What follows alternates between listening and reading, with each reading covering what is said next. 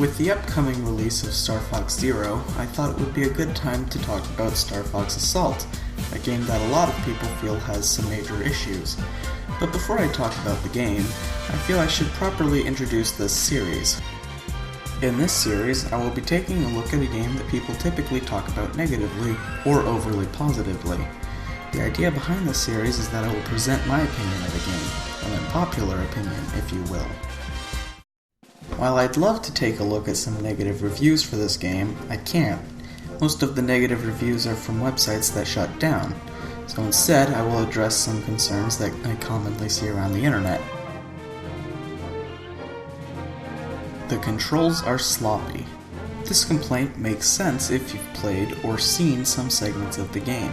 However, the segments in question are often what we'll call ground segments, portions of the game where you're controlling Fox, on the ground, with a gun, no R-wing, and only sometimes a landmaster.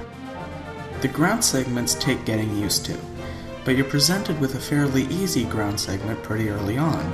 This is plenty of time to get used to the controls, and by the time the level is over, you should have an understanding for the controls.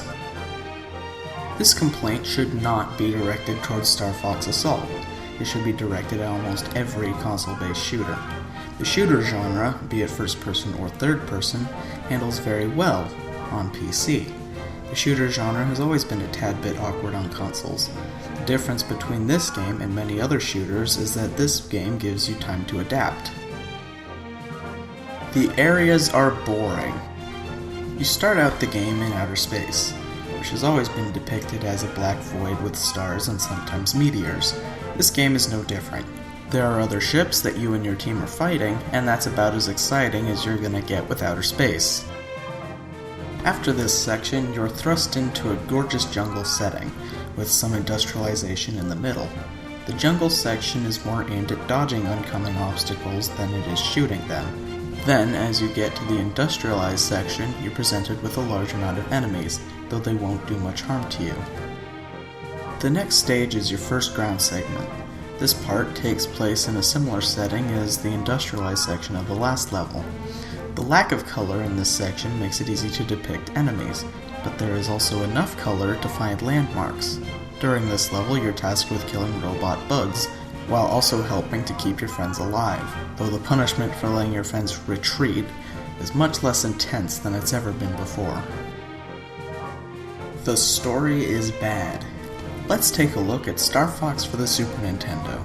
Evil Monkey Robot wants to rule the galaxy. Let's take a look at StarFox 64.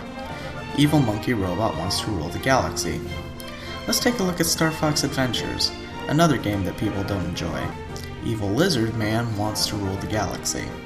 I'm paraphrasing a ton with StarFox Adventures, but the two StarFox games that most consider good is incredibly simple. Story doesn't make the StarFox game good or bad. My opinion of this game is that overall, it isn't perfect, but it's still a very fun game, to the point where it's my personal favorite in the series. But my opinion isn't the only one that matters. What's your opinion of this game?